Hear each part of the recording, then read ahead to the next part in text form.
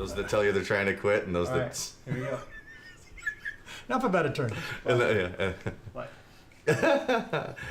Hey, welcome to the VanderShark PreGame Show. NFL Wild Card Weekend. We got the Cowboys and the Seahawks tonight, brought to you by Barley Forge. And thank you, Mr. Barley, Mr. Forge. Yes. Oh, and take a moment here. Slancheva.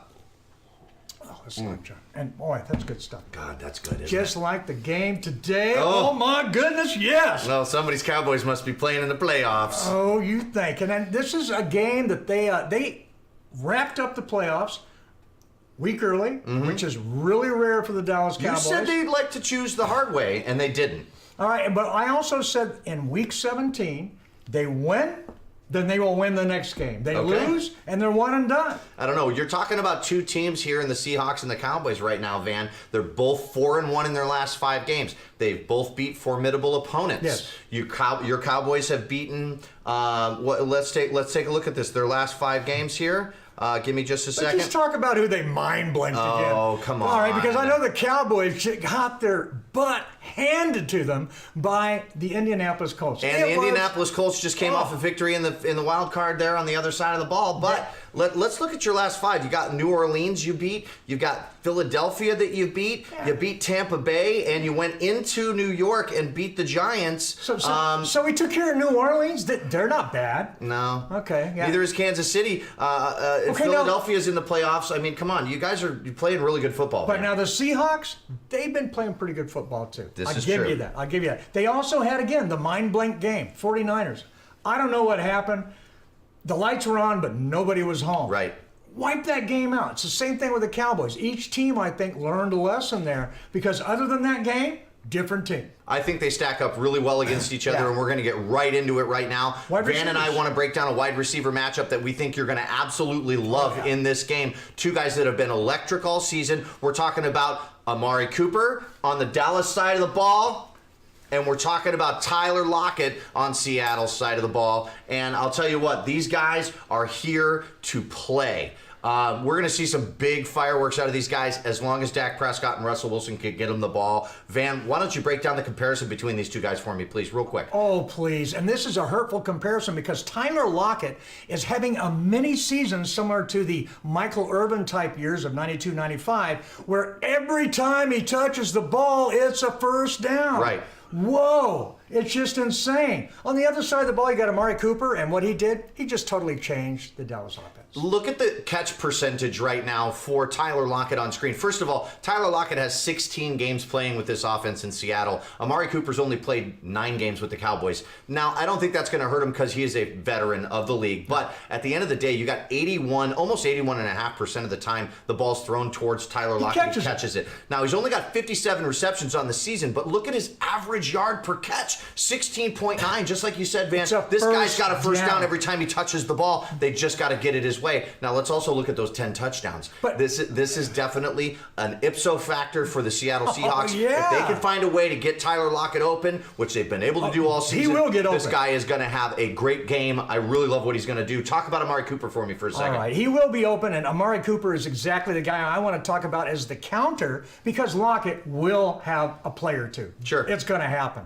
But on the other side, you have Amari Cooper, who is still trying to find out how to swim in the Dallas waters.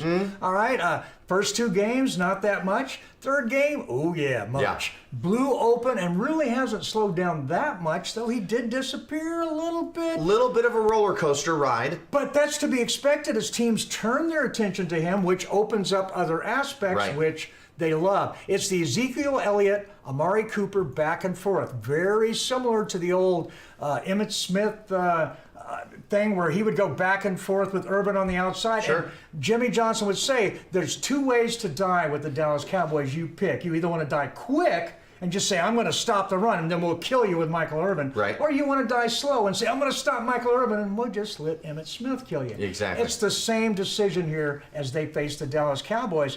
But, wow, on the other side, It's the same thing for the Seahawks. Absolutely. Let's get right into this quarterback comparison because I think it's an important one. Who's going to have the bigger game? Russell Wilson has a hell of a lot more experience in the playoffs than Dak does, and I think that gives him the edge. More talented quarterback. Well, I wouldn't say more talented. I would just say he's got the edge because of experience. Yeah. And I really like what Russell Wilson can do with 35 touchdowns this season. He's up there in the top 6 in the league in regard to touchdown passes. Dak's got more interceptions than him. So we're looking at two guys here that are going to dictate the flow of this game. I think if the Seattle defense has the ability to hit Dak early, they're going to take him down a notch, and I think Russell Wilson's going to shine. That is what a lot of people are expecting to happen, and I don't expect Russell Wilson to look bad. It's just I think Dak Prescott, he played all of Week 17, a meaningless game, and he did it for one reason. He knew he needed to improve, and you know what? He did. He did. I don't think these guys are going to be the difference in the game. I think defense is going to be the difference in the game. Well, then let's flip over to the defensive side of the ball and let's talk about two guys right now that are definitely going to make an impact in this matchup. We're talking about Wagner versus Lee. Oh, man, come on. You're talking about two leaders of their defense. The only difference is Wagner actually plays most of the season. Lee, he spends a lot of time in the trainer's room. Personally, and on behalf of VanderShark, I think we should have Leighton Vander Esch on the other side of this, just simply because of the season that this young man has had. And I think that we should see his stat up there against Bobby Wagner, but it's hard to compare anybody to Bobby Wagner. But let's look at what we're seeing here. Sean Lee is going to be an impact player anytime he's on the field. I don't care if it's 80% of Sean Lee. I don't care if it's 65% of Sean Lee. This guy's going to be an incredible impact. We're talking right now about the linebacker differential between the Seahawks and the Cowboys. Van, break it down for me real quick. Oh, yeah, this is really easy. Cowboys are better. Done. Let's talk about the defensive unit right now. Look, we got it coming up here. We got Awuzie, we got Smith, Vander Esch, Lawrence, and Gregory, and then you got Stan Lee over there on the side of this. That's also part of this. DeMarcus Lawrence is going to have a huge game. And by today. the way, I don't care how big of a hurry we're in. Anytime you say Sean Lee, Stan Lee, we take a moment. Thank you, Mr. Stan Lee. Yes.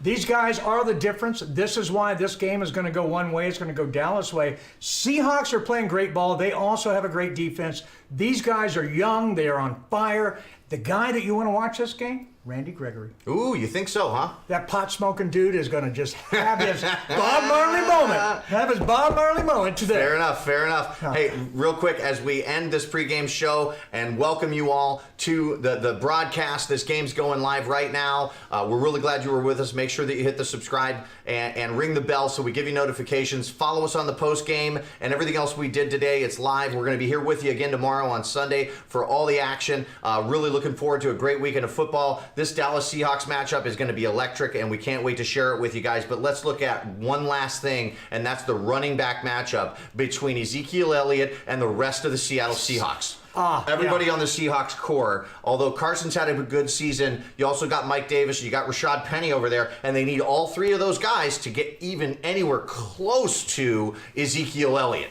In order to get close to Ezekiel, you got to put three guys on the other side of the ball, and they did that. Now let's look at the comparison here. I think if this trifecta, so to speak, at Seattle can get past that front line and those linebackers at Dallas, that you're going to see some really good clock control, ball control from the Seattle Seahawks. On the Dallas side of the ball, Ezekiel Elliott is Ezekiel Elliott. He's number one for a reason, and if that guy has a big game, this game's over. All right, I think you explained it beautifully. I'll just add a little touch, make it short and sweet. If you're expecting Ezekiel Elliott to be a difference maker in this game, be prepared to have your expectations met. If you're expecting the Seattle Seahawks running game to be a difference maker in this game, be prepared to live with disappointment. Fair enough. You heard it here first. I'll take the Seahawks in this matchup. He's got the Cowboys. He's Van. I'm Shark. Thanks for joining us here on VanderShark. Mortimer is going to bet me $1 crisp. $1. And also, thank you.